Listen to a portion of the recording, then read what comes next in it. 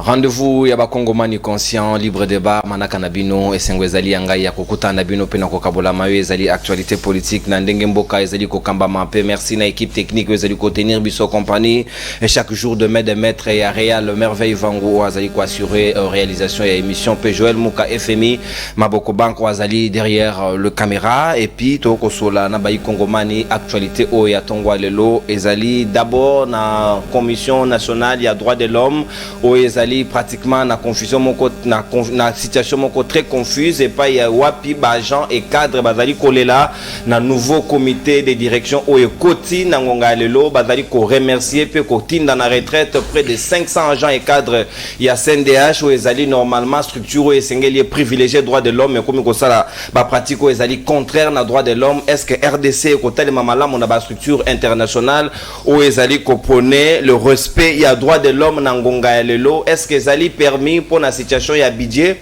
ou ezali intact et kitité selon Assemblée nationale, mais comité de direction et lobby pour na bango esengeli ba réduire suffisamment d'antenne na ba coordination na bango ya ba province pour na ko matisa be misolo pour na conserver ba bazali na Kinshasa. Est-ce que c'est comme ça que la structure doit évoluer na ngonga lelo to ko solango na bayi kongomani pe ya mibale ezali union sacrée ezali komi yengela pour na milulu na bango ya le 29 na stade de Martyrs. Opposition YP a projeté marche na ya mokolo le 13 mai. Est-ce que rapport de force et kozala de nature ya ko renverser situation topé tendance na ngambo ya union sacrée? Est-ce que opposition et ko tenir tête na lolenge union sacrée ezali komi yengela na milulu pe bakisation ezali ebele une affaire il y a 15 millions de dollars américains et serait déboursé pour na milulu o union sacrée ezali ko organiser na stade de Martyrs? Est-ce vrai, est-ce faux? Est-ce que transparence ezali? Est-ce que bazali na belema mususu au contraire natina na yango nde yango to ko solona bayi kongomani bazali na ngai tout ya plateau libre débat mokolo lelo tozali na mwana mboka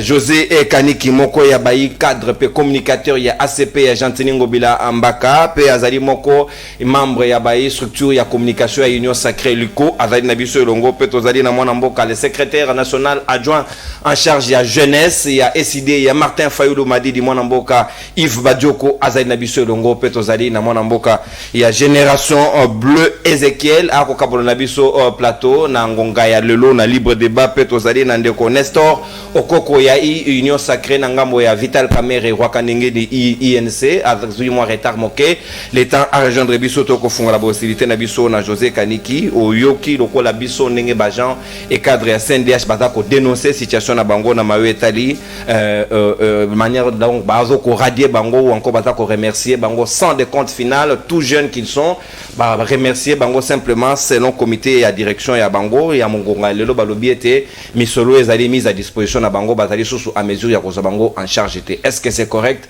pratique ya lolenge wana esalema dans une structure ya droit de l'homme? Merci beaucoup Ndeko Nono, merci pour l'invitation. Mbote na bande ko to partager na bango plateau mbote pe na yo mais mbote pe na balandi nyonso ya émission monene o ezali libre débat na bosa inte mbote na bayiba mankenga mingi bandeko na biso ya YouTube ba militant na bino ya YouTube baza ba militante ce sont des Congolais conscients. Oui, les militants peuvent aussi être, ils sont des Congolais. Être militant vous êtes Congolais. Donc ba militant il y a grande émission Oyo na PCB Nombote naza ya bino José Kaniki Kalombo moko ba Kongomani na lobi boye na Lombango toute la structure les partis politiques l'ACP l'Alliance de Congolais des progressistes ils allaient pour se préparer na hauteur le 29 on a toujours deuxième partie est prêt pour le 29 na kemba moko na question parce que ils a moko ya ba sujet mayotali CNDH rationalité et bon sens. Et bon sens oblige, je vous dis clairement, je n'ai pas pénétré le dossier. Mais je vais réfléchir comme Congolais par rapport au sujet rapidement. En tout cas, s'il faut un licenciement, il faut un principe à la matière et à la respecter. Je ne pense pas que c'est une bonne chose de licencier près de combien? 500. Près de 500 agents et cadres. Agents et cadres comme ça, sans crier gare. En tout cas, si tel est le cas, je ne suis pas d'accord avec ça. Je ne peux pas encourager de tels actes parce que ce sont des Congolais, ce sont des parents, ce sont des responsables des familles qui ne peuvent pas perdre leur emploi comme ça. Je pense que clairement, la direction, n'est-ce pas, de la CDNH, c'est ça, et Sengeli va revoir un peu ce qui est réellement dans le sens où yo présenter sujet. Mais je dois encore pénétrer les sujets pour nous plus ample information. Je pense que je me limite là. Très bien, mon amboka José Kaniki na sujet alibosoyo c'est limité wana na garde le battant d'antenne na yo. Mon amboka Yves Badioko. Normalement, République démocratique du Congo et ezali parmi ba pays ezali compter au droit respect à droit de l'homme ezali ki bakaya mabe et ba vu ezali ki ebele koleka et sengele qui to s'améliorer au jour le jour pour que situation na biso et s'améliorer peu davantage mais les lots ceux qui bazo ko reprocher biso sous la structure ezali censé qu'on faire respecter respect à droit de l'homme bango sous comment frapper na ba comportement lolengo comme quoi bazo licencier batou sans recours et même sans délai selon les documents où ezali signé rapporteur na bango ya CNDH. Merci mingi ndeko nononko pour l'invitation. Mbote na ba téléspectateurs nyonso bipai nyonso ba zwami kasi ya liboso tozali na pasi ndeko na biso ya SID mwana mboka Dieudonné Kabuna abungisaki mama na ye. Donc, je vais présenter ma condoléance Nabiso au nom de la jeunesse, surtout qui fait partie de la structure. To Tindeli moi Makasi Sika Azali, Tozanae et Longo. Et donc, Ami Balé Naningina Loba, si au 23 janvier 2024 à minuit, élection est limitée, Torokene na transition sans M. Félix Tshisekedi. Avant na kota na maman na likamuna yo autour tunanga yawa, Naningina rappeler tozo zo ba information. Bandeko ya José Kaniki ba ko planifier après événement na bango ya stade des martyrs ba ko ya ko attaquer siège ya SID. Omoni ndoki belela donc belela.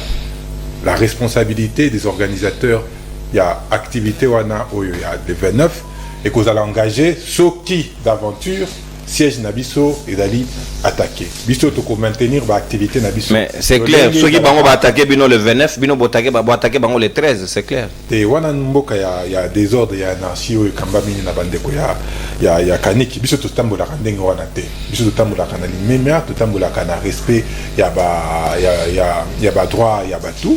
Et nous disons que nous ne pouvons pas aller vers Babiloko Ana. Biso to maintenir ba activité que ceux qui va attaquer biso, to allez pe mibali to ko nini. Toko se défendre. Donc, to betimbela, to monindoki, to kobelela déjà à l'avance. Si koyo po na kokota na mama na likambo lobi, ndeko na Kaniki akimi motuna.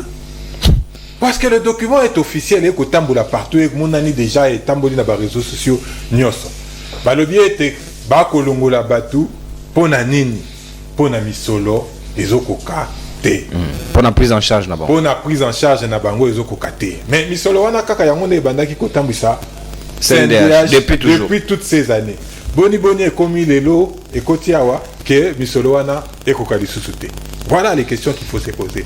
Et encore que de Konabiso Kani qui baroleka na plateau bakotia la biso makelele budget ezaki multiplié par 4. Bah comme un budget à 16 milliards. Comment expliquer qu'aujourd'hui que ba institution et dans un déficit il y a fonctionnement. Donc les caca to belé la ka mbela to betaka mbela to lobby que ba dépassement budgétaire au bako ça la présidence de la République ils ont des moyibi ils ont des pénaliser ba secteur d'activité mususu kasinde kananga kaniki ayoka kate andima kate siko yango to ko mona.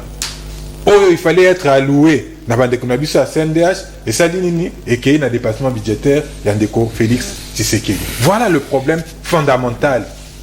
De konabiso ya finance à Nicolas Kazadeleki na TV le bité au guerre muté ko sala makamo. Oh, mais bon on va le dire que après la loi de programmation budgétaire, bah si ba budgétiser qui 1 milliard de dollars. Mais il a comme balé les sous. Bah le dire que ba yi M23 ba ko longwa déjà na ba sika bazalaki occupé. C'est-à-dire que la question de la guerre est de moins en moins un problème financier, un poids financier pour Namboka. Mais bango ils reviennent sur ces mêmes justifications là pour justifier l'injustifiable.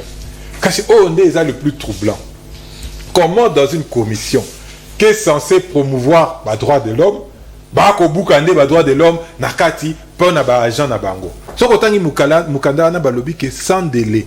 Donc à ta préavis moko ezate. Quelles sont les dispositions prises? So ko lobi kasi ba ke délicat. Comité recel arbitraire. dans la comité à CND, il y a droit de l'homme. Il faut qu'on précise. C'est un comité de droits de l'homme, au ça l'arbitraire par rapport, il y a pas droit, il y a pas agent na moko. Alors comment imaginer un seul instant que le comité en est pour promouvoir les droits de l'homme na Katiamboka Mubimba. Mais ne soyons pas étonnés de konangai nononko. Mais kalamingi teawa Nabosani organisme on a de Félix Tshisekedi pour lutter contre la corruption. Bango moko bakanga bango nakati ya nyamunyam nakati ya koluka kanyaka. C'est de coutume. C'est la caractéristique principale. Il y a un régime qui font pire que les médiocres de la Kabylie, régime Yandeko Félix Tshisekedi. Vital Kamerhe. Ouais, mais bien sûr, il écoute tout le monde. Lui, il est des notoriétés publiques. Bah, ebi, d'engni à Azali, Kassasu qui peut en attaque. Mais sous mingi bazali, nakati il y a union sacrée wana. Donc voilà, les questions qu'il faut qu'on se pose. Pourquoi? Bah, le bim bon réseau koka sous te kasi ndeko nanga kani qu'il faut ebisabiso mon réseau koka sous te kuna pona nini. Est-ce que les choses ont été bien budgétisées? Ton budget nabino et ça nango budget fantaisiste. Comme on commence à se rendre compte bisonio. Na bandi était kalaming était en avril comme ils ont échéance fiscale beaucoup retirer la biso makele na TV. En oubliant que les 3 premiers mois, vous avez été incapable de respecter les assignations. Pour assignation d'Abino, il fallait normalement, sur une grosse budget à 16 milliards, aux alentours, il y avait 1 milliard 6 par mois, 1 milliard 4. Mais Bino, vous avez obéi à 500, 600 millions. Et moi, on appelle ça que côté présidence de la République, de Félix Tshisekedi, et ça dit dépassement budgétaire. Voilà les problèmes. Il n'y a aucune vision. Il n'y a aucune perspective d'avenir. Seulement qu'on peut s'abattre titre ronflant alors que Moussala Bako Salapé et Komunanate. Bako Kanga Bako limiter action, il y a CNDH dans la province. Mon siko bino beaucoup monitorer ndengeni makambo CNDH. Beaucoup monitorer ndengeni makambo violation, il y a droit de l'homme. Nako tongo tie si je na kanisi sous ndeko nanga Luc Mulopo. O azali na prison tilelo. Bakanga ekara na biloko ya pamba. Nakanisi ba militant na biso 5 ya lamuka. Bazali na boloko tisiko dans des conditions inhumaines. Parce que nabiso ba ko lala na toilette. Est-ce que vous se rendre compte? Bâtir des ans en prison, on a passé. Quand c'est babaki si sous passe Nicolas passe bâtir na boloko comme faire ayemba moto na passe au bac passe au gindokite. Ah. Donc ba ko lala na toilette. Parce qu'on se rendre compte. Donc des situations inhumaines et dégradantes au bande konabiso, baza incapable à résorber. Mais n'importe konabiso, on a besoin de en prison pour vivre l'enfer. Parce que régime ya bande konabiso, ils nous font vivre l'enfer même na nenga libanda, ya nenga libanda. Donc on a il est kana kita mon magasin tout le temps salité au komona ona au kondimate. Roba me ngobila le kakawa to ndenge nini. Ndeko nanga ikani kitonga le kakawa yo kaka ndenge nini. Ami yo kaka bien kende na arrêt maternité na Delvaux. Ndeko nanga il y a toujours solo moko ya mabe na déjà comme on a ezali arrêt solo. Voilà, bachango arrêt solo. Est-ce que vous ko se rendre compte? Allez ndeko nanga kaniki ya koleka na TV la veste a ko lakisa biso ke ye azali bopeto. Ndoka na simane na ndako na e salité na salité. Ko kene musika te hôtel de ville. Dinga hôtel de ville. À quoi ça ressemble? Ça ne ressemble à rien. Parce que comme on a des Congobila, na quatre même na sima c'est ça que ça na poubelle à munene balongolate. Mais papa nangai. Il y a à boire et à manger. Na Kitambo, pemene na hôpital maternité à Kitambo. Fulu munene zawana balongola kate. Tout ça, ça participe à la violation des droits humains qui ont une obligation de vivre dans un environnement sain, dans un environnement digne et conforme. Quand ces régimes ils ont d'autres préoccupations. Nenge kotambola na 4 voitures, c'est limite à la préoccupation de Ngobila. Mon amboka Yves Badioko donc Ngobila muta 4 voitures. Pe voiture ngo consommera carburant et belé selon les informations des Congolais qui voient souvent les cortèges des autorités passer. Ce n'est pas moi. Faut pas m'en tenir ni m'en vouloir. Mon amboka Nestor Okoko Okoye na moi retard moké UNCP président to coordonnateur et association Kamerhe les visionnaires. Sikawa Eriozo ko apprendre que Commission nationale des droits de l'homme avait licencié tout près de 200 familles, 500 personnes, agents et cadres se retrouver dans Zela sans délai ni préavis. Vous allez d'accord que structure est censée faire respecter les droits de l'homme. Il y a un moment comme à reprocher dans la pratique. Est-ce que c'est correct que j'honorais mon aîné et la République démocratique du Congo Otozali? Merci beaucoup Ndekonono. Après Simbote na bae kongomani no ba palangani mukili mobimba bipai nyonso bazali me mingi koleka bana ya Ituri bana ya Beni esika nyonso pasi ezali kokomela na bae kongomani tozali na bango elongo yango tokotiaka loboko na motema mpona koyebisa bango ete Kongo ya biso moto moko te akokabolaka biso te.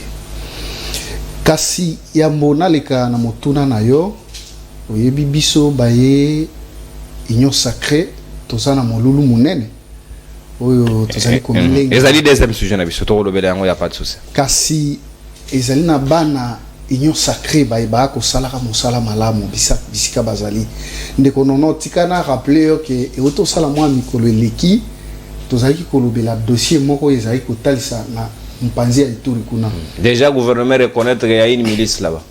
Kasi na kolandisa makambo eza koleka na Ituri eza na baye bazana motema pe baye bazana volonté ya kosala. À l'occurrence ya ndeko na biso o ngamoko na zali kolobae awa na uti komona na miso nanga na moni maya kosala na Ituri. Tu peux imaginer que na Mambasa uta ba belge batika biso tribune officielle etika la kozala te. Kasi ndeko Saidi Chishombo atongi tribune na mosolo na ye ya libinga na ye. Pour avantage à jeunesse ya Mambasa. Ya mibale asali nzela ko uta Mambasa kino kuna na mayuano. Privé ko sala nzela ako songa d'etat. Mais akosala ndenge nini kuna bana mayuano batikala ko mona nzela te.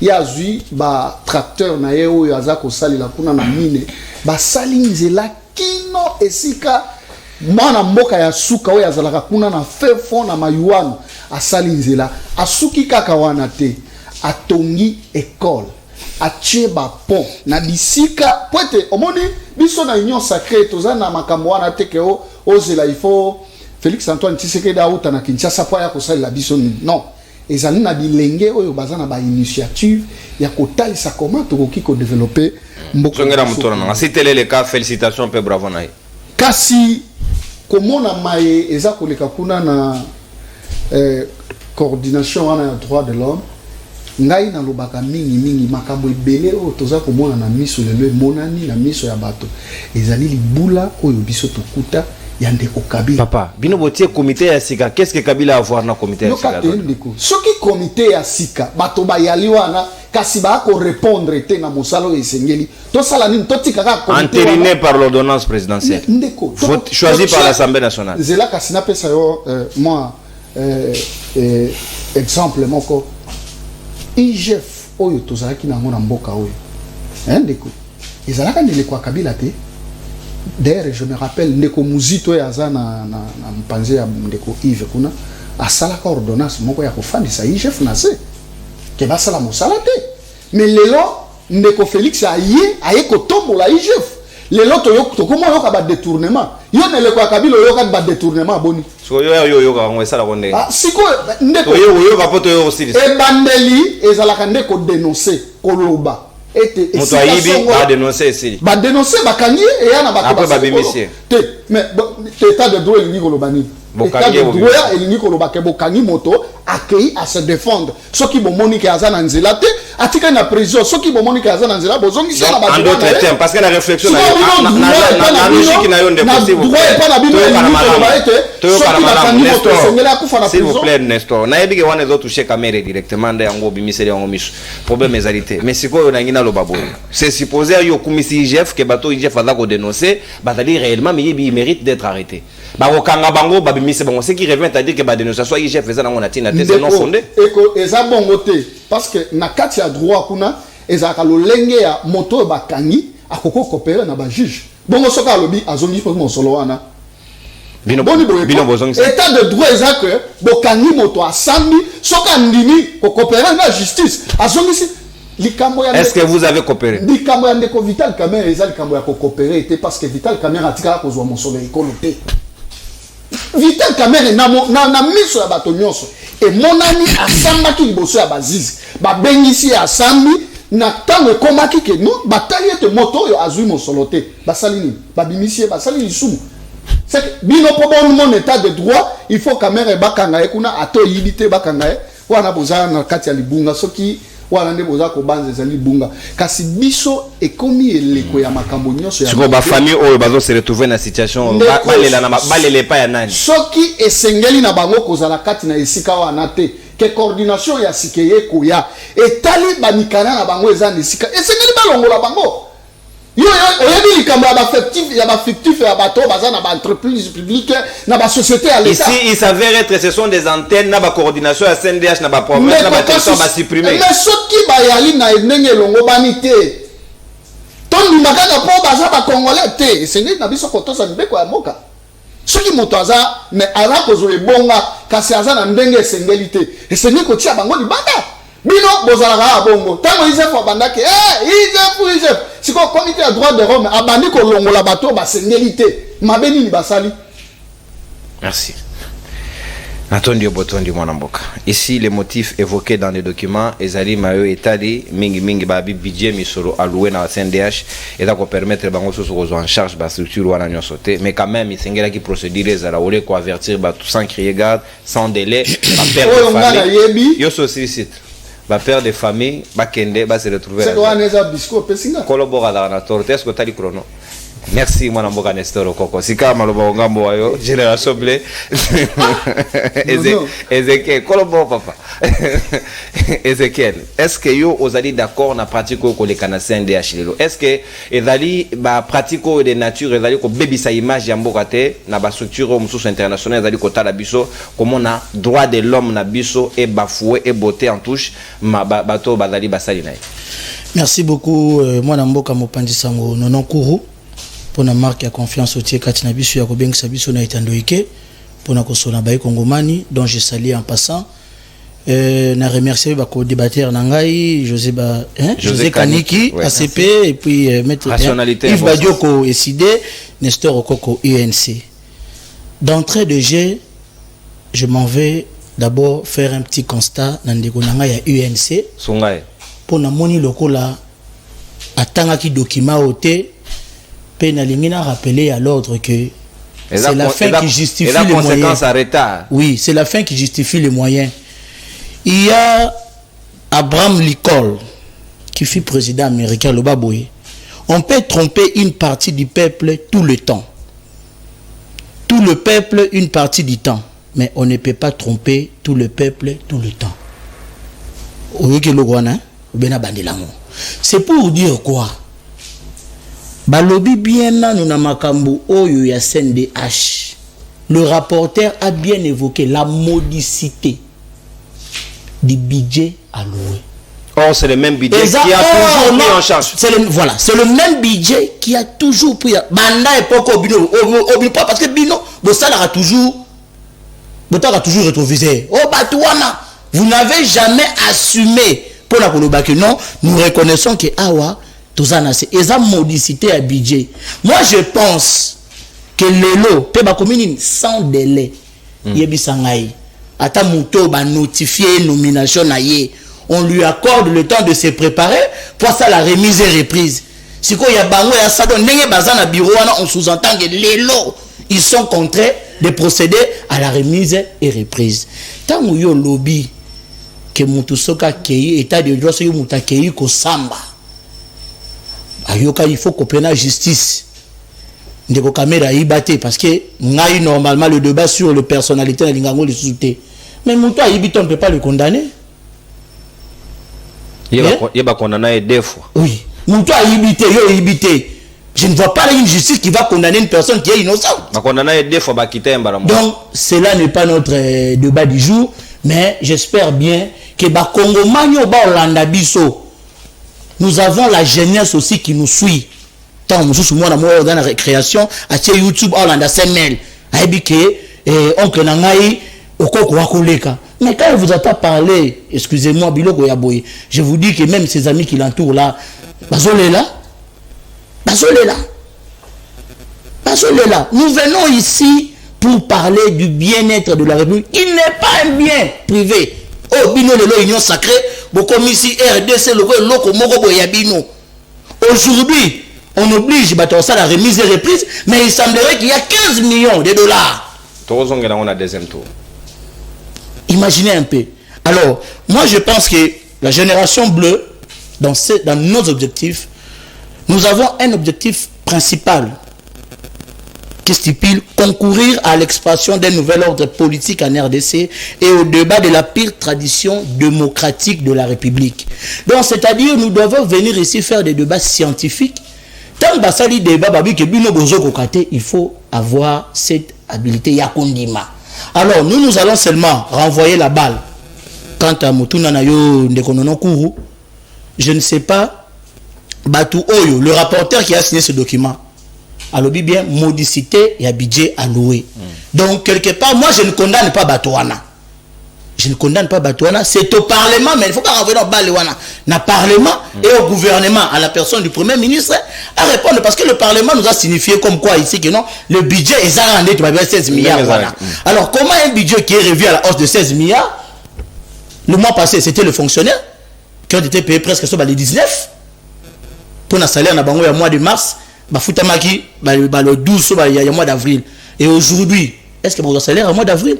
On ne sait pas. Donc moi je pense que pour ça, je ne saurais pas faire trop de commentaires, mais seulement je comprends qu'en RDC, et surtout dans l'Union sacrée, le ridicule ne tue pas. Merci mon amboka Ezekiel Génération B. Nangana Biongo Kevin, une manière européenne, ça ne pas ben depuis à Rolanda Bisson na diaspora. Merci beaucoup.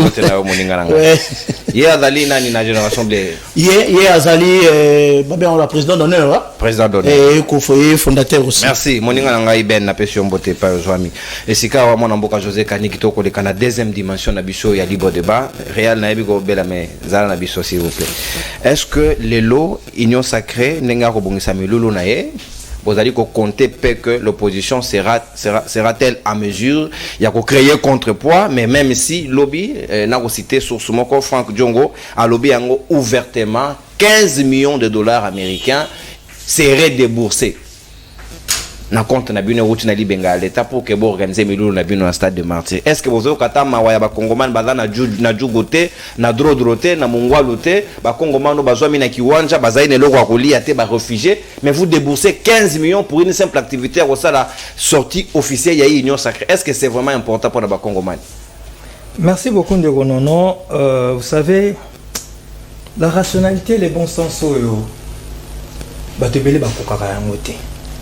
C'est-à-dire, tu parles le même langage, bien tu dis la même chose que Yves Badjoko, le pyromane qui vient jouer au sapeur-pompier.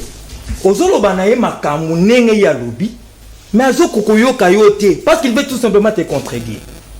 Sur le sujet, j'ai dit clairement que je n'ai pas pénétré les dossiers, mais j'ai analysé. Oui, maître. J'ai dit d'ailleurs, j'ai dit clairement que je ne suis pas d'accord. Et Sengeli, Makambu, et Sengeli ko salema et respecter ma principe. N'a pas procédure. N'a pas procédure, donc je n'ai pas été d'accord. N'avons-nous pas le même langage sur ce point? Mais il y a une contredire. Rationalité est bon sens. Il faut être capable de Mamoutou, parce qu'ici, il s'agit de l'intérêt des Congolais. Et j'ai précisé d'ailleurs, ceux qui ont réellement dans le sens où présenter ce sujet, je ne suis pas d'accord. Mais voilà pourquoi il faut pénétrer les sujets pour qu'on soit donné. C'est clair. C'est clair. Bon, je comprends encore la Tshisekedi-phobie de mon frère Badjoko. C'est-à-dire, il y a une chose à mon Tshisekedi. Pyromane qui joue au sapeur-pompier, c'est-à-dire qu'il y a sur le plateau, Azo Yebisa Congolais, que Batou, Moko, il y a une union sacrée, Bazo s'est préparé, Baya pour attaquer. Et alors, comme il a tous les éléments possibles. Est-ce que la vigilance c'était? Mais Kende comportait déjà plainte. Ça ne se fait pas. Plainte ceux qui déjà ont des informations vraies. De quoi vivre. On peut anticiper, la police va au service. C'est bien de parler ici sur le plateau. Mais, Kende, il ne faut pas raconter votre propre vie. On continue dans Lumbango. Toutes les fois qu'on a atteint les assignations, aussi posé une question en Nimao. Ça fait 4 ans. Toutes les fois qu'on lui dit que la DGI en 2021, que la DGRAD va atteindre l'assignation, voire même va dépasser en Nimao, il a tout rejeté. Il a toujours tout rejeté. Et c'est ça, sa façon de réfléchir. Et c'est ça, le camp politique malsain. On rejette tout. Mais aujourd'hui, lorsque Bayebi scié, par exemple, que oui, nous avons eu des difficultés, par exemple, dans le premier trimestre Pour on a quoi atteindre la vaccination par rapport, il y a par rapport, on a le ministre des Finances a tout expliqué. Nicolas Kazadi. On a reconnu, voilà encore la différence de gestion. Nous ne sommes pas là pour dire toujours oui, c'est bon, tout est bon. Quand il y a des écueils, nous les relèvons et peut-être au télémi pour être tout ça la mieux. C'est ça la rationalité, le bon sens et bon maraïf badjoko. Naye, et j'aimerais dire ceci. Généralement, sur différents plateaux, nakutana ba capitaine ya ba nyosologo. Nasina kutana ba colonel. Oui, le colonel de nyosologo. Le colonel qui me permet de lire, le colonel de nyosologo est Zakali qui m'a qui nous suit depuis Ituri na Bunia. Na pesi mbote ndekolik. Ndeko na ngai na moni akoza sergent ba nyosologo. Oh, mais ici des nyons alors au collège bango étiquette. Mais pourquoi? Parce qu'il pense tout connaître. Moi, quand je ne pénètre pas le dossier, je dis que non, je n'ai pas encore pénétré le dossier. Rationalité, mon sens. Naleki, nakodi na question. Na misolo ya biso ya mboka. Oh, bino boko seda milolo. Selon Franck Diongo, ngaite. Ah, na sepeli pour le selon Franck Diongo. Mais au début là, na sepeli il peut des choses qui serré. Oui, bino ba journaliste, ba pesa bino pena et loko moko ya bien pour protéger bino pour sécuriser bino. Serré, les conditionnels là. Ça semble beau hein, à entendre. Mais tu affirmes. Quand on se parle affirmation. Mais par stratégie, c'est vrai. Naïe. On le dit 15 millions. 15 millions quoi. Il vous a présenté la facture. Bien peu pourquoi on l'accepte sur que tous on a 15 millions et nous on a utilisé 4 millions. C'est une affaire privée. Tout à la place. Donc ça la compte. Nango, Nathan Nango. Mais c'est qui sont affaires privées, mais les gens qui sont là sont des gens publics. Non, je comprends que je vous mets mal à l'aise. Même pas Kanye qui toque. Laissez-moi parler. Allez-y, c'est votre temps. Nalobi Boye. Ndeko Franck Diongo. Atchaki peut serrer ou bien Atchaki alobaki que non? Affirmer, papa. Affirmer, voilà. Quand on affirme Ndeko Nangai, on apporte des preuves. Surtout quand tu les dis sur la place publique. Vous a-t-il présenté ne fût-ce qu'une seule facture de ce qu'il disait, de ce qu'il affirmait? Non. Il vient, monsieur Franck Diongo, avec tout le devant respect. le juge, il a des éléments pour... Mais avant de mettre ça sur la place publique, Kene Koloba Keno, ne pas ma juge, Kene Koloba, voilà, tu as 15 millions de dollars, voilà les factures, voilà. Arrêtons.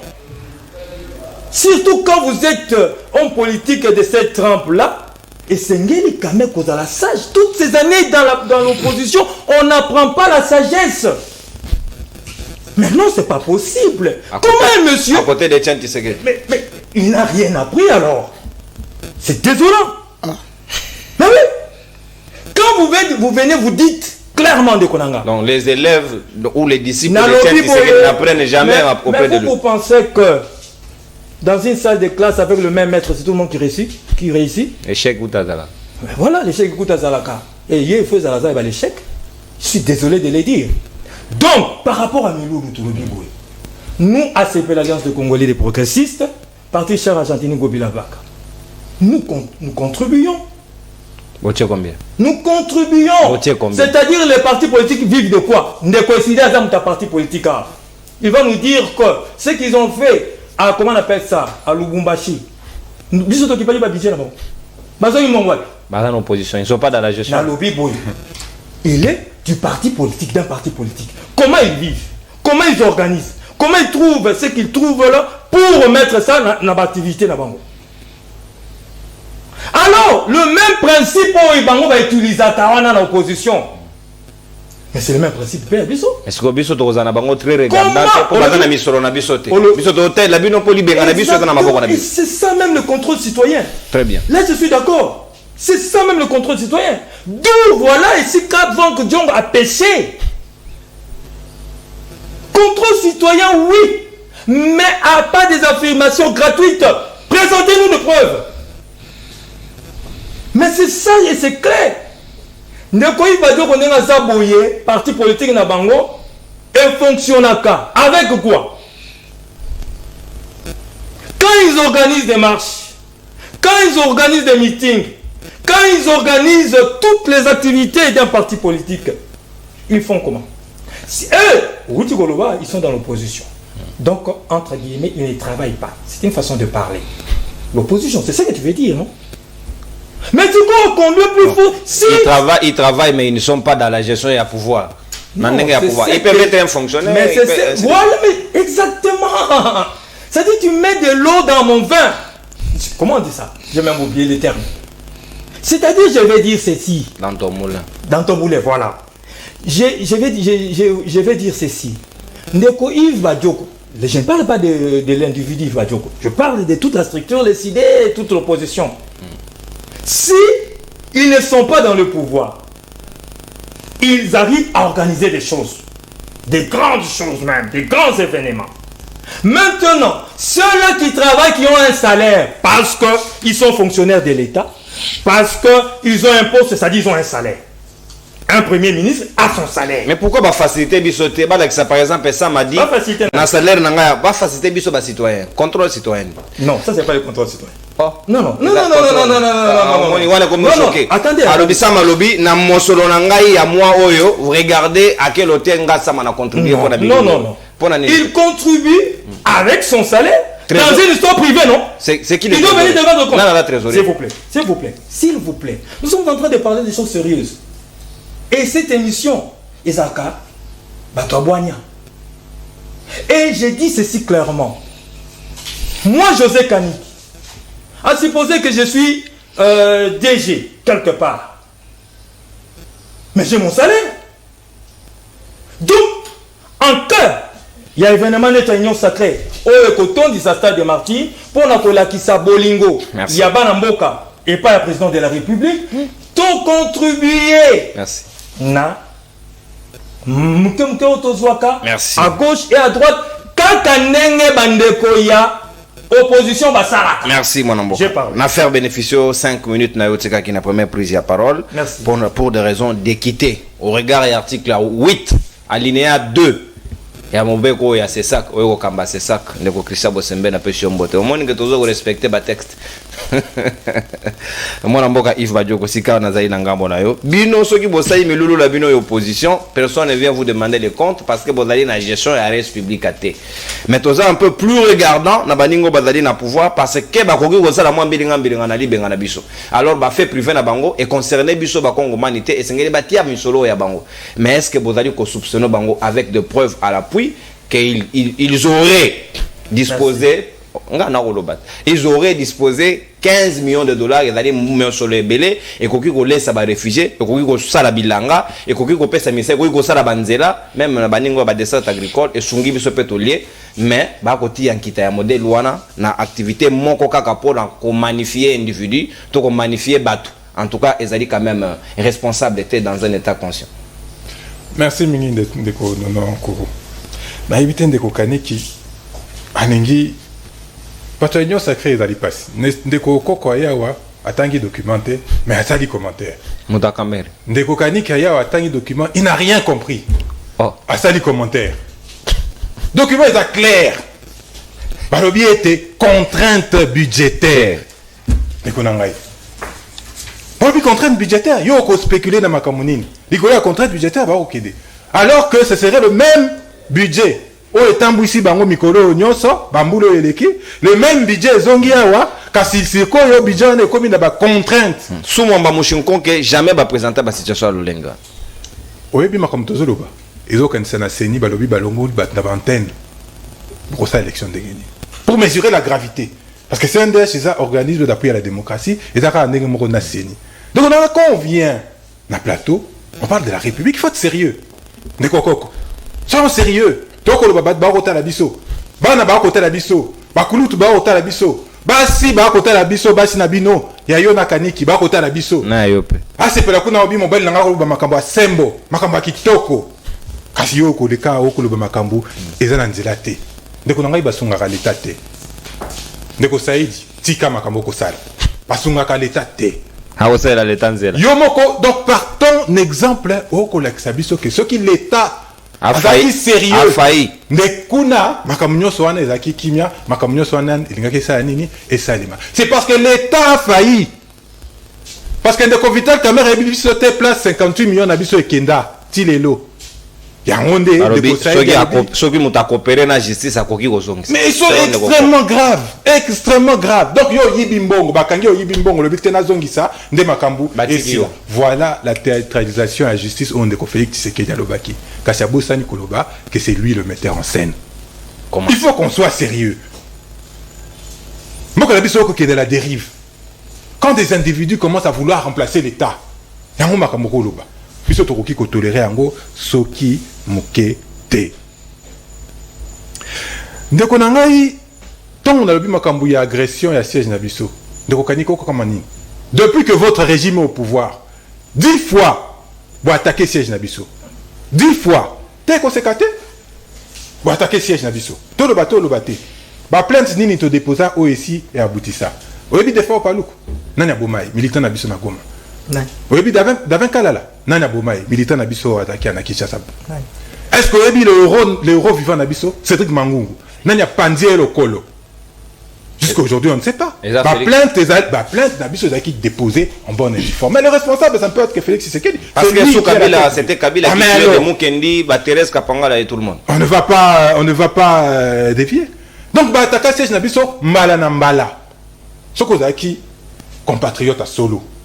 On est gâté de notre côté pour Roba T. Trop c'est trop. Et les capés T. Pour biso pète zaki bal. Soki to telemi to lobi ato tondongwa na bande kwana. Batu bakufi okolobanini. Oko sepela. Biso to lingi makamwane koma T. To lobi T to betimbela. Mais la responsabilité des organisateurs, il y a événement à la stade des martyrs.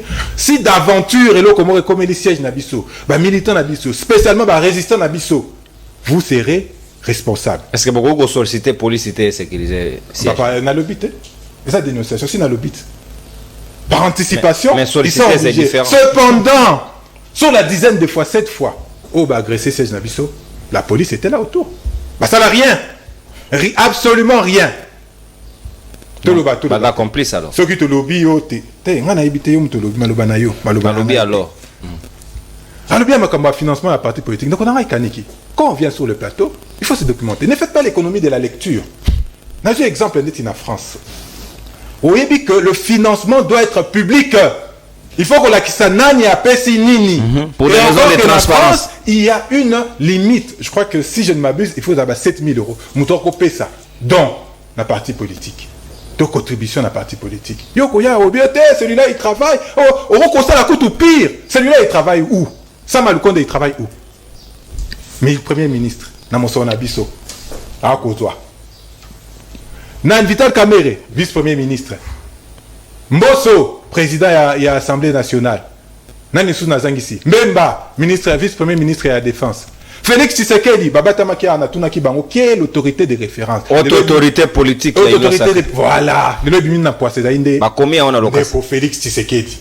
Aucun drame. Finalement, l'Union sacrée, c'est quoi? Et comme une parti politique. Parti État. Parce que toutes les institutions sont en quatre. Donc, comme une parti État. Vous n'avez rien à nous reprocher. Financement Nabiso, à moins qu'ils aient là, et outil, Nabanzela Moko Yamabe. Mais tant que Bisso, bah, y opposition.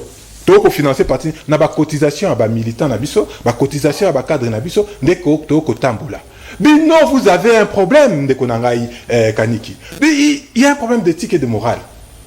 L'éthique, c'est la loi non écrite. On requiert qu'on soit gouvernement mobimba tenyo son ndongwani au tangisi ba quelque part ba sali parti politique. Yo ce monde normal. Tu trouves ça normal? Ba on se ba sangani kuna na sima Kabuya. Toute la République derrière Kabuya ba kay na stade. D'abord, est-ce que nous avons besoin de ça? Les Kinois ont-ils besoin de ça? Les Congolais ont-ils besoin de ça? De voir un rassemblement inutile. 300 000 personnes attendues. Voilà. Pour 80 000 places au stade de Mathias. 300 000 personnes. Mais pour faire quoi? Pour dire quoi? Pour nous expliquer aux Congolais que Bako n'a pas si. Pour nous dire Congolais, Bima, Kanisa Ram. Ndeko nanga Congolais, Oliko Bima, Kanisa 58 millions au Baïba Bisso. Ndeko nanga Oliko Bima, Kanisa Lipa, ya pistolet commis 300 francs. Ndeko nanga Ngo Kendekuna Tala, Soki Omediti na Tongo. Soko Omediti na Tongo te Kanisa Tata Fufu Elala. Soki Fufu Elala te Ndeko nanga Ikobujete. Akanisa pe guerre na Est. Ndeko nanga Soko Ngo Kendekuna Kanisa Ndeko na Biso Abunagana, ya Kishishe, ya Kiwanja. de la gestion du pays. On attend de vous de résoudre les problèmes des Congolais. Tout ce qui vous intéresse, c'est ça. La balkanisation, malembe. Le on a autant que Kenya et le biete, bakolongwa mboka na biso te, obe soki toyokani na ba nguna na biso ya M23. Il faut toyokana. Ne bango bakokende. Bon, comment la balkanisation, comment est-ce qu'elle est profonde? La balkanisation est en marche. Mais Bango, tout ce qui les intéresse, c'est d'aller au stade. Est-ce qu'on ne peut pas en profiter pour nous recevoir une explication? Bah, c'est justifié dans la gestion, bah, présenter moi bilan Morobo d'abord, dans le stade, pour nous bateau, bah, mais dès qu'on a un bilan, il va représenter. Pas représenter bilan. Parce que, pouvoir n'a pas peuple. Ils sont là suite au hold-up électoral. Ils ne sont pas redevables. Il y a population. Il fallait pas que Sonia organise ma manifestation alors que la ville de Kinshasa est en train de s'effondrer et qu'on disparaît et qu'on lit moi. Alors que l'État kuna na tout réussi à Koufi, ne Saïd a remplacé l'État. À comment Tonga, à comment ça la Kaming est à foutre à fonctionnaire, pour pas fonctionnaire bah impayé, à foutre à enseignant kuna, pour pas enseignant bah impayé. Voilà le problème. Voilà la description, Yavi. Voilà le Sikani Lindeko Félix Tshisekedi a Tiebiso Mboka. A Tiebiso Mboka de Nalibung. A Jusunde Konaeka Dima. À s'accaparer du processus électoral. Merci. C'est comme il y a yé. Au lieu d'aller biso baï politique et comme il y a Ndeko Kadima. Bande Konangaï, il n'y a qu'un seul rendez-vous. Pour démontrer notre désapprobation, c'est la marche du 13 mai. On est dans la mission de l'État. Papa, biso tout a besoin de misoloté. Sauf que le président est lui le commandant du peuple. Abeti Mbela, pas.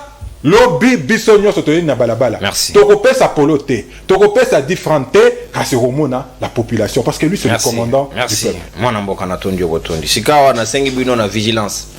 To banango le 29. So omoni fo mo ba jeune ba kabola mbongo seke da mbongo à l'état. So il est 13. Omoni peut quelque part ba kabola mbongo seke da mbongo à l'état. Ba infiltrer système.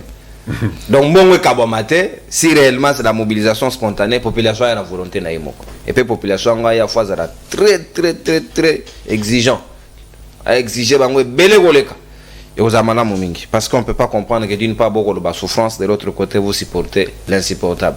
Mon amboka Nestor Okoko sika maloba ongambo ko landa wana teza ba commenter sont des virgules ça n'a rien à voir avec l'émission sika maloba ongambo est-ce que yo vous allez d'accord que union sacrée ça la bakata na milulu na misolo simplement ya ba contribuable ya vulu toza ba kongomani to yebani moto na motache pena na dimemi annonce na sincérité mbongo ya ye a gagné na lomé na ya kotisi a journali benga l'état. Est-ce que vous allez honnête envers yomoko o lo ba ke nyonso e kozala comme misolo na activité wana et kozala ba contribution ya bango kaka en termes ya ba revenu na bango. D'ailleurs, il faut tout Penasuka et sengelo compléter caméra tie combien? To analyser ba makambo nyonso wana mbongo wana ebimi po banani bazo yango po baya na stade po basala terrain. Bon organisateur binot boyebi comment bo répartir? Il faut totia kabaya eloko nyonso na esika na yango.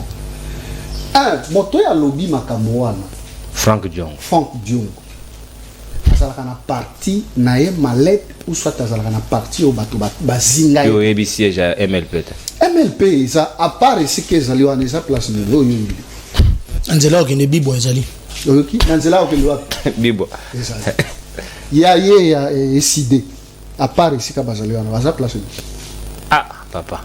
mais na tuni aza wana ye nde répondre Baza na Ituri. So on va répondre, on va répondre. Vous avez qui n'a Luc Malembe à secrétaire. Luc lobby na sola lobby na sola on a pris par exemple à Mutoza. lobby pe na sola ki na lanlik oyebi bato opposition soki ezali katumbi yoka soki ezali katumbi baboyi eke atonga hôpital atongaki kuna na wapi na mboka nini ya bandundu soki baboyi ke atonga ngo te elingaki ezalaka ya charmement ya opposition mais soki moto ya union sacrée asali o akoma osunga leta nde bino c'est bobungisi même essence ya kibomoto Obimisi élément. soki baboyeli bino ke bato baya na marche na bino te o biso bato ya opposition. Oh, bino boko empêcher vouloir ya moto akenene lokote. Makambo bango basalaka na balabala est-ce que ezalaka yango ulia kotambola na bato batambola na bakululu balabala o l'état po état de droit ezali Na stade kuluna ozalate. yoka état de droit ezali osali marche na yo ngai moto naza nasali marche te naza na droit ya koleka na balabala. Exactement. Siko soki yo osali marche okangi balabala mutuka eleka te Siko soki l'état sikoyo bon, alobi joueur au fallait basala bongo entraînement de te 29. wana zela nazoya soki ololai na bandaki na makambo ya parti politique papa na mboka oyo yo okoki koregrete popularité ya idps Ouais. oyo ezalaka na congo bato idps aza na bango en terme ya bato baya korépondre mikolo nyonso na siège yo koregrete popularité ya inc Mabino pe. oui biso kutu ezalaka baindividu soki Yo Kamere biso ezalaka baindividu Billy Kambale bosanga. nabimisa ya popularité na ngai ya manyema soki nakomi na manyema ngai comme individu Olegi Shadal. na musika nabimisela yo naza na baimage eza na telefone na Okay papa. sikoyo soki Franck Diongo abimisi monta wana na ntina kaka ya konuire union sacrée mawa mpo na ye uli asala mosala point de presse asalaki lobi soki ezalaki mokolo nini ezalaki lobi Yo loba kaka. Yo landaka ba information. uli asangisa bato baya na aconvaincre peuple mpo na idéologie ya parti na ye mosala na ye ekomi kaka koatake bato azala motema pio union sacrée lolenge motuya ya bato toza na Est-ce que asali mabene nga dino? soki ata toza kokotize $1 parce que parti politique na bango mpe ozofonctionne na bacotisation est ce que biso tokokotize te et puis biso toleki parti na bango ata 10 fois ata 1000 fois na popularité inc kaka ya pamba est ce que okoya koorganisa parti ya fayulu na idps to Franck Diongo nazotuna apare yawa na Kinshasa même epa na bango na village na bango na Odumbe Na olomela. na te nazosite yo village na bango na Odumbe tuna soki parti na ezala na lodja kuna aza na parti kuna même na mobimba ya lodja parti na eza te bon na parti mususu oyo ebotami awa soki bozobenga ngo secrétaire général na bango na respectaka ye makasi parce que aza professeur na nga atangisanga après awa na Kinshasa si installé parti wana à part mouvement oyo ya wenge bakomaki kobina mikolo nyonso awa bakende boye bazonga boye depuis wenge epanzani akendaka wapi po peut-être babaere de fort bazala kofuta babillet akende bandundu baza lisusu te ndeko na nga meme liboso ya basi na Yo zo limité vision Fayulu na banduni. nayebi te meme basi na bino mwasi na yo ntango bazoloba ke moto oyo bakondane ye selon yo après moi mikolo po eza droit aza na nzela na ye ya kosenga lisusu na baextension ya likolo Condamné 2 fois.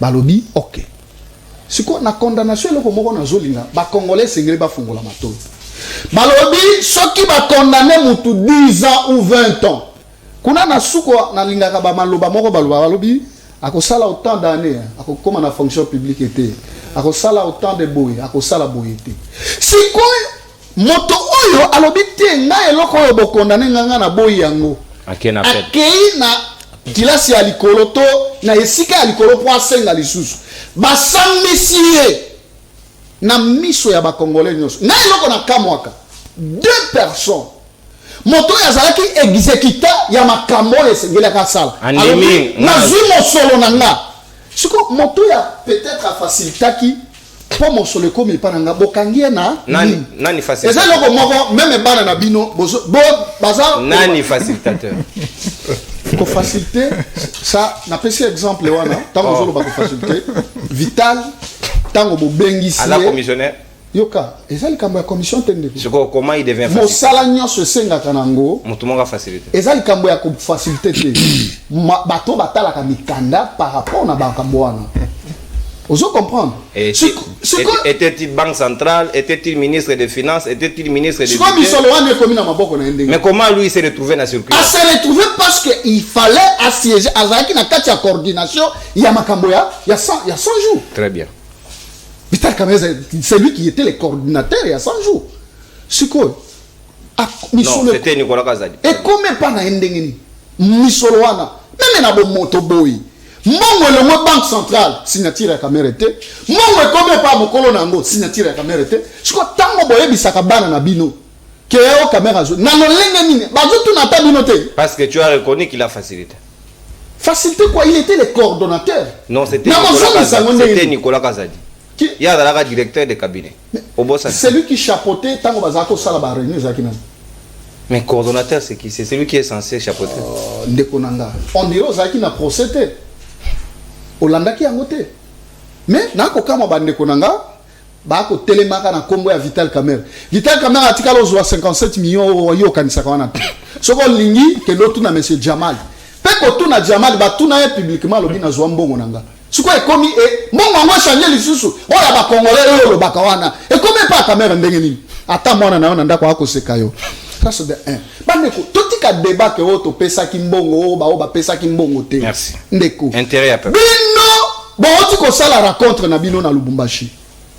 To tuni bino intérêt à peuple te. Liko na bino wana ya ba occidentaux na ba nini na ba melo. Donc ko sala na Lubumbashi, to tuni bino te. Kaka o ya biso bana ko Congo. Le 29 samedi biso nyonso. Moka oyo. Et bon so bayete. Bakoya. Ah, ndeko. Na auto la kisayo en termes ya parti politique. Parti moko en opposition te.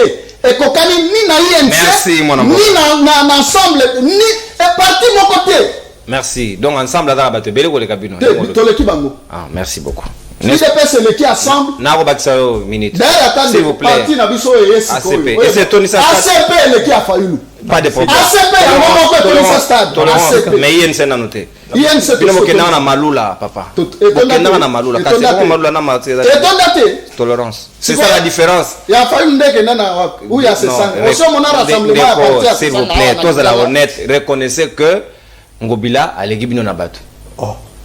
Yo kama kamezo. Merci beaucoup mon amboka na Tondio Botondi Nestor. Merci mon amboka na Tondio Botondi. Koloboka la torte. Yo tika la kala moi mese makamseleki. Mon amboka sika Ezekiel Maloba Ngambo ayo. Nestor a lobana vibration, ça c'est sa façon de dire, de parler, c'est normal, on reconnaît à tout le monde style nae. Est-ce que yo ndekonangai ozali d'accord na milulo mibalo zo quand même ko retenir tension ya bayi congomane de partout. Au début tous à la focaliser na situation d'insécurité au communauté criminalité aux na ba grande ville au conseil de sécurité au tel qu'on relevé il y a pas longtemps, mais nous sommes plus préoccupés aux pratiques politiciennes purement il y a ba marche purement il y a kokuta na kaka na kata stade batu babimi babeti maboko et puis situation congomane changer té. Qu'est-ce que une telle situation na 15 millions de francs djonga ko reconnaître bango ba ko dépenser et ça dit ko changer na vécu quotidien na biso. Merci mon pani sangono non cours pour na marbope singai. J'aurai une très bonne conclusion par rapport à la question oyo. Mais na comprendre pe bayi kongomanyo ba Olanda biso ba comprendre comment est-ce que union sacrée bazana difficulté ya ko défendre misala na bango.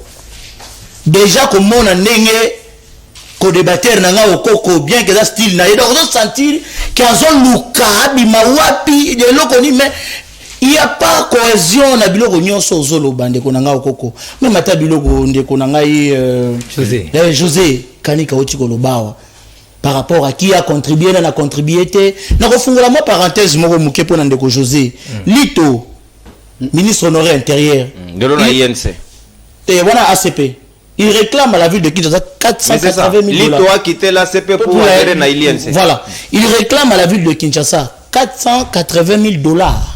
Bon, on a un bafoutage. Et salaire, il y a 24 mois impayés. Wana, ils apprennent à yo. Yo, tant que vous avez non, ote bilok wana finance ba ebate. Non, le VPM Vital Kamerhe pas plus que lui hier. Tant que Sirisi na ba madame Rachel qui disait consort. Alors baki le Congolais doivent connaître au quotidien ndenge nini mboko kotambola économiquement et financièrement. Mbongo boye et bimaki pona likambu boye. Mbongo boye et même pour likambu boye. Donc tant que bozoya il faut to yeba que non oyo Franck Dionga lobi on a 15 millions. Et outil wapi bobimisi yango wapi parce que vous gérez. Tu peux expliquer depuis quand vous gérez voilà, vous gérez le trésor public. Mbongo bino bozana ngo boza ba ministre, boza ba VP, vous avez des frais de fonctionnement. Il faut te dire, est-ce que vous puisez dans les frais de fonctionnement on a pour l'aventure, on a bien le salaire le 29 ou bien ils ont un salaire, on a bien pas salaire, nous peut te dire. Est-ce que la ligne est à au son bisoté pour la. Voilà. Je pense que c'est un bon sujet pour na nani Mokambia IGF, ameka un peu kolandela. Na zongi moi simamuke pour na Saïdi Shishombo. Ndeko koko. Et ça comment Mambasa. on a été que le baliboso a que la union sacrée les ridicules ne tue pas et le connu au benganzela pour kaka toza banima bako toza bakoloboro te ndenge nona lo bango surtout anima émission tenga to benga bato mamba sawa na appel vidéo to la kisanzela ozo banzela wana à terre battue on la kisabiso nzela o peut ota l'école parce que quand je parle si je passe bien ça dit chichombo yemo pa ebingaye ya ngona lobi to la kisanzela to la kisape école yango soki eza école et remplir ba norme ya kobenga ngo école ou bien c'est loko moko boye pour muto yebi que non lobi école uli ba konga voilà ngai na sana yango la lobi boye soko lengi to letisia donc vous protéger ngai donc vous protéger ngai eza ngana ngai donc il faut comprendre que époque ya Dialelo est déjà révolue dépassé papa et le cas déjà Dialelo wana époque nango déjà révolue awa avion et amorcé déjà atterrissage donc même raison papa mais union sacrée FCC rénové comment ça oui FCC betara na stade de Mani na Tata Raphaël ouais bango baké martyr grand libolo et FCC rénové talara affiche FCC wana bilonyo mona na FCC na époque na bangwana tala siko affiche union sacrée et ça loko moko échanger kaka kombolongo autorité morale comme autorité politique autorité politique échanger kaka mais malamu eza parce que on l'a dans un concept facile nakoya koloba eloko moko boye namoni ke mboka na biso nous avons un sérieux problème outi ko évoquer nous avons le sujet oyo il faut être préoccupé gouvernement na minute oyo il y a des déclarations de guerre oyo banguna ba osala biso mais jusque là aucune communication il y a le ministre des affaires étrangères kenyan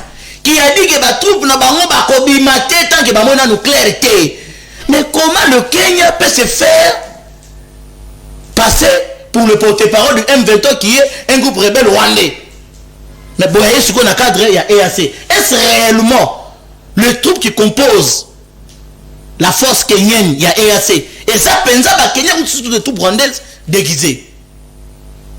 Je pense que il fallait tout biloko wana ndelinga zala sujet chaque fois qu'il y a conseil de ministre. Parce que nous sommes déjà balkanisés officieusement. Nous sommes déjà balkanisés officieusement. Si ko biloko bongo zo révolté binoté. Vous avez les kilos ya roya bonetandoike ba kongomani ba Hollanda pour nous dire tokia un stade de martyr. Boko yebi biso ni na stade de martyr. Oh to yebité. Nous vivons la vie en RDC au tozomona nyonso. Est-ce que ça démonstration de force? Mais la vraie démonstration de force devait avoir lieu à Est. Oui, kocha di banda FRD ça bimisa bazoba wana bangwangi wana bakene musika. Bakoye bisabiso ke notre longoli ville à Kinshasa na ba ville les plus sales de qui. Mais keka la première ria na HJA on contredire ngobita. Na lobby boyeke na première ria. Likolo ya pont wana. Parmi les 25 villes les plus sales, mais il n'a pas donné la référence pour tout ça. Tala degré à founou ezana. On n'a jamais parlé.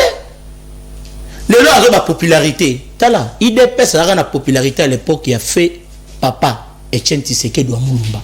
Aujourd'hui, l'IDPS n'a pas la popularité au Lingo Kosabisoa. Non, non, Kosi. Nalobi Boye, exacté. Nalobi Boye. IDPS a la popularité.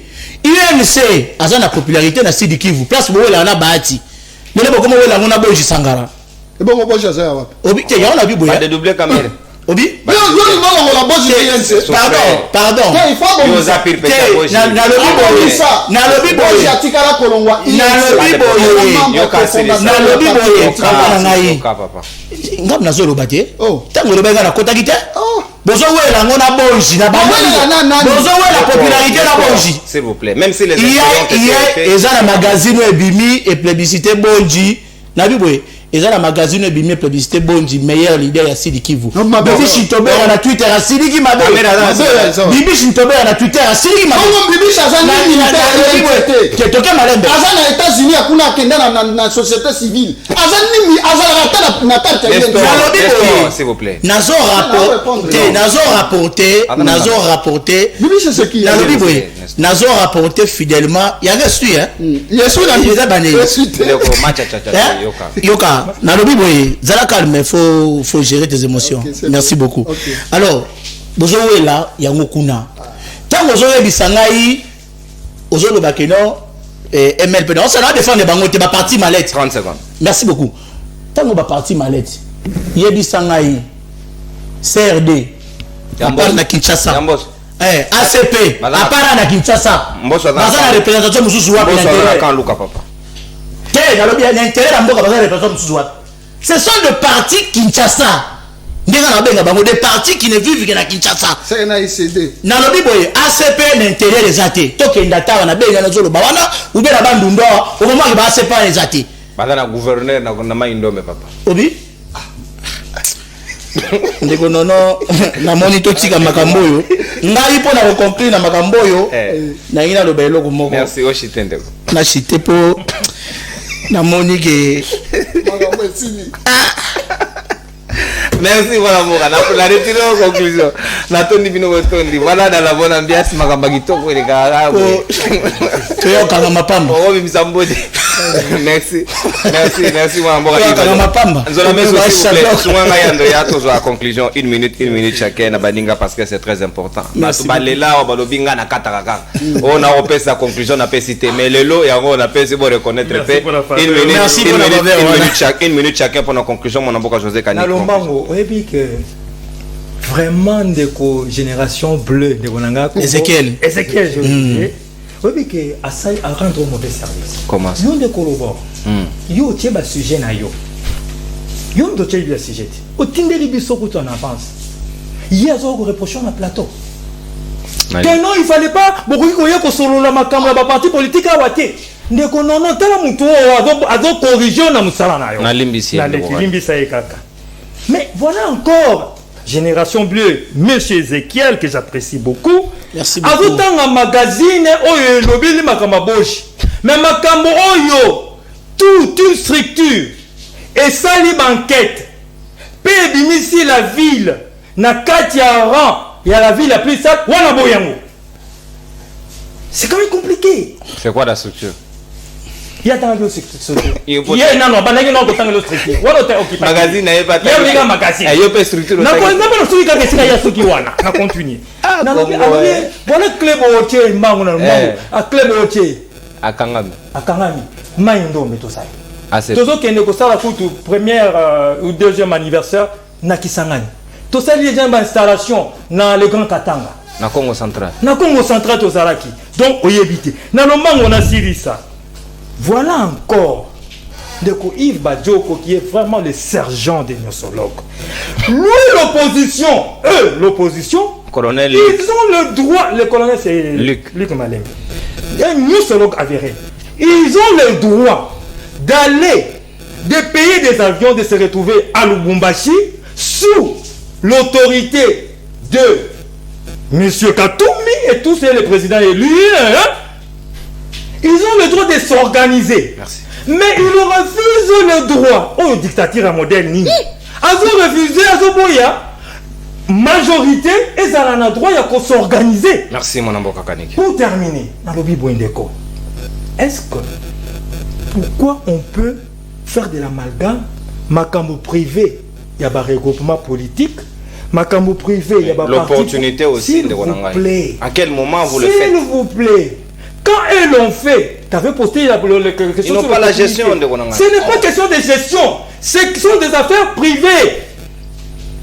Pas d'amalgame de Konono. Merci, mon amboka José Kaniko. Chaque parti politique, chaque regroupement politique, chaque parti politique, il a le droit. Mais cela ne veut pas dire que les autorités étatiques ou bien l'État ils ont fonctionné. Merci mon ami. Pour consommer temps de conclusion na yo, même temps donc comme déjà 2 minutes parce que yo débordé. 2 minutes également na mon amboka Yves Badioko conclusion na. On va déranger moninga na kati ya ozate. OK. Merci mingi ndeko nono pour la conclusion kasi dalingi na yebisa ndeko Kaniki. Atunu na ngana mbata o bango bazali na ye.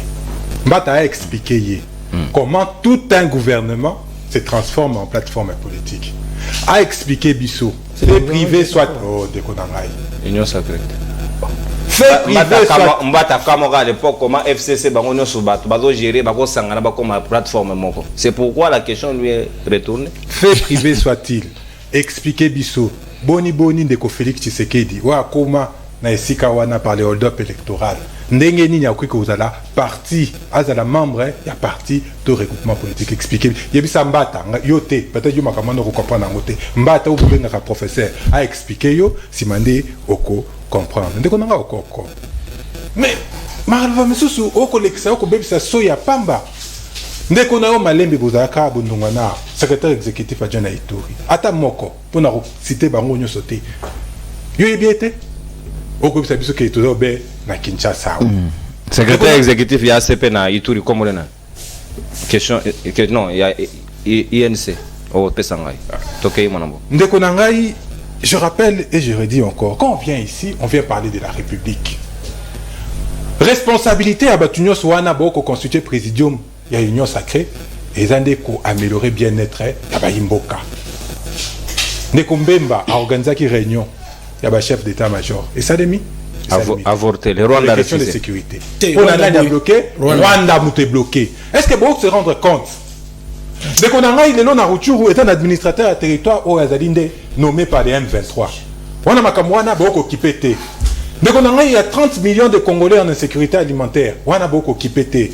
Dès qu'on a il y a 6 millions de Congolais déplacés en interne. On a beaucoup qui pétait. Kasibino o nyoso boye ko sa les ali nini ko kende na stade des martyrs boko yebi sa peuple nini. Alors je répète ndeko nanga lingo kende stade kanisa monga ram ndeko koko ndeko kaniki ba yiba biso elongo na union sacrée olingo kende kanisa est-ce que mérite na tongo soko milité fufu elala est-ce que lié est-ce que zali ata ko bateli bango 20 000 francs chacun ata ko bateli bango 20 000 francs aussi ça passe na bango te.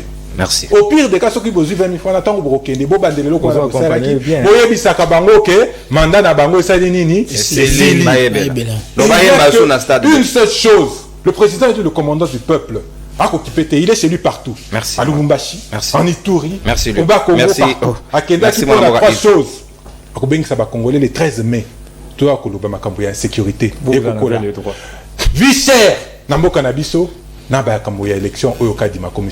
Merci Monamboka Yves Badioko, le secrétaire national adjoint en charge de la jeunesse et SID à Martin Fayou Madidi. Conclusion Monamboka, yo moto commissaire ba privé ba l'état ba tongara banzela na ba province, na ba territoire. Conclusion. Aussi au comment na Kalemi, secrétaire général adjoint. Oh tu na moto question te. Ngam tu ndina auto. Merci pour te dire que botika ko sala ba aventure na bin na Kinshasa bo Bobina Binaka, tout ça. Les danseurs nationaux. Non, caméra. Non, voilà. Parti politique et nabiso INC. D'ailleurs, pour votre information, les secrétaires généraux, Billy. Petit, mais gros dans sa tête. Les 30 dimanche, Azozo a vol naé, Azo Kende Bouni.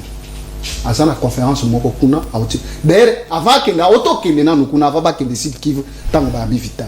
C'est-à-dire l'INC, le meilleur parti bien organisé, structuré. Quoi que boloba ke bazaba na mike mais ne kuna ma structure ni ne reconnaître en meilleur. INC oui. On est autour ça. Et pas la ngano yeko tuna structure. Oh il appelle ça qui structure té. Le travail doit rester scientifique. Il faut donner des références. Les notes infrapaginales, faut ça là. Ban école au Congo. Ok. Kolanda, locomotive à bateau, bateau bungisa bateau pendant 18 ans. Parce que, bakeko sangana kuna. Bassin matata, saint sesanga, saint kingani, bango nyonso. Et bon, on mène d'azak. Chez Gitundwa za. Atundwa za. Kotanga ba kombote parce que bino ne bozana ba. Au moment où on affiche na biso, bazate. On a faux débat. C'est-à-dire quoi? INC IDPS oye kozwa ba parti mususu nyonso to sangani mutu moko akodouter te na popularité na bango na ville ya Kinshasa et y compris même na intérieur. Est-ce qu'on a besoin de la popularité ou de résoudre les problèmes du Congo? Ma beni neza ko sala bino soki par les politiques baza ko s'organiser. Ma beni yango natunaki mutu nao soki bampeshe Katumbi atonga hôpital na Bandundu bokoloba acharnement politique mais soki ndeko Saidi Tshomba atongi école nazoloba école soki atongi mpo na ye kuna na Ituri na nzela ya Mambasa wana olobi te bakoma osunga l'état Mais Moïse Katumbi n'a pas de Basungi. Mais Moïse Katumbi a sungi l'état. Donc l'opposition refuse au pouvoir de faire faire makambo bazoloba ezata na nzela te ndeko na ngai. Oshitendeko. Mais soki moko na bango ata ndenge bango baza wana soki bake balobi futa taxe ya l'état. Neti na hotel oyo ezalaka bayebisi futa taxe wana ekomi acharnement. Oyo opposition ya ndenge. Merci mon Au consommé. Bane Kinshasa le 29 rendez-vous. Merci. Pas de problème. Ceux qui peuvent bayembi na stade, ne soyez pas surpris. Nous sommes là pour exploiter les images à notre possession. Koyemba na stade. Bayembi ribino mandé sili boye bela sipo. Mais mandé sili tozo ke élection non? Pas de nabi boye. Est-ce que on ezanzi boyo yoki kaka lelo mandé sili donc c'est prévisible. Mais toujours que l'élection. S'il vous plaît, Nestor, s'il vous plaît. Non, d'accord. Tu es au malamu. Quand on a yondé tous les gens, on a soutenu un beau malo. Abakos. Génération Blé, Ezekiel, Sikawa, conclusion na yona lombango. Conclusion na ngana lombango mingi uyomoko zomona bayi kongomani bamoni. Je suis très content na émission à lelo netando ekewa po bamoni ndenge nini bato ya union sacré ba otitibe pona ko bargima. Ndeko Kaniki akimi makambo ya 480 000 ya ministre honoraire ya intérieur akimi yango aboyi goloba aboyi ko répondre makambo ya kulu na bango moko tango ba tutaki tango ba lobela ki ndeko tchani kabe te na évoquer ki likambo ya lito mais il n'est pas obligé de te rencontrer. Ouais voilà na yo akima yango ba malimbisa po obligé te concerné quotidien peuple congolais ndeko ozoto na mutu na tendeko na obimisa yo émission tokei mwana mboka ouais automatique. Ndeko Steve Mbikai Léon Atongo a posté na Twitter na koloba que non mandat chef de l'État kolonga de 5 à 7 ans. Donc il y a on continue donc ouais pas yango donc abiza parmi c'est inscrit na ordre du jour na bango ya stade. Donc to kendeko oui a commis bien na Twitter na Ndeko Steve Mbikai. Il a très bien écrit ce qu'on a fait la compte Twitter kota okotanga ya lobi yango abiza ide na ya bandaka la front patriotique. Hein il y a le connaît na sala qui bon j'ai habité sur le confort on a cartésien.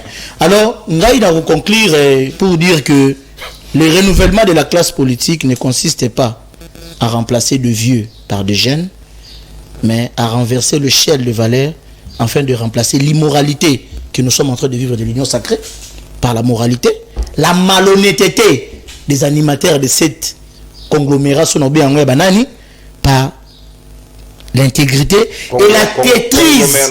Conglomérat de mobilisateurs. Voilà, conglomérat de mobilisateurs pour l'événement.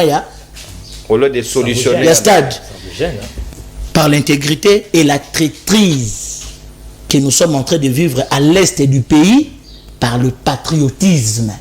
C'est ça. La traîtrise. Oui, le vrai renouvellement. Qui tout la blette.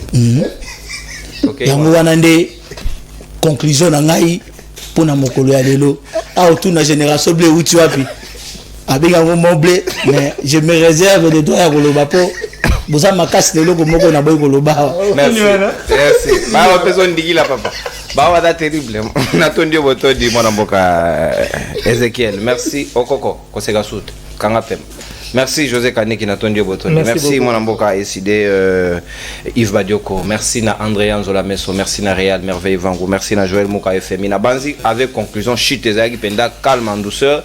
Bateau Balobara appelle ça bateau conclusion ils en ont bénéficié sincèrement madame Nanda ou pas bakisanga ba point en attendant tenez-vous prêt cravate nange ke mopanzi bobongisi yangote mais émission Siri dans la bonne ambiance au revoir c'est le Congo qui gagne les 29 Congolais conscients yemo ga ebindenga osala au revoir et à la